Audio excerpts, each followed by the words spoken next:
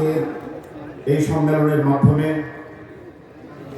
যারা আজকে সামনে বসে আছেন তাদেরকে দেখে আমরা আশান্বিত। আমরা মনে করি আমরা যে স্বপ্ন লালন করি 56,000 বর্গ মাইলের এই ভূখণ্ডে আল্লাহর দ্বীন কায়েম করার যে স্বপ্ন আমরা বুকে লালন করি, এই স্বপ্ন বাস্তবায়নে এর চেয়ে বেশি মানুষের প্রয়োজন আছে বলে আমি মনে করি না।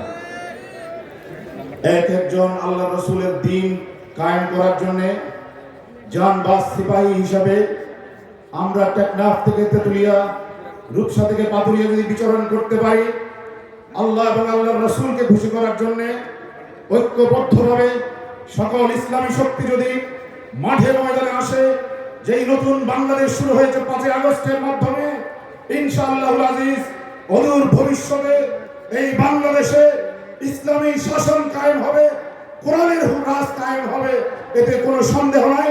আমি মনে করি আজকের এই সাধারণ অধিবেশন এবং সাম্প্রতিক সময়ে ইসলামী জাগরণের মাধ্যমে আমাদেরকে যে মেসেজ দিচ্ছে, বাংলাদেশে ইসলামী বিপ্লবের প্রসব বেদনা শুরু হয়ে গেছে বলে আমি মনে করি।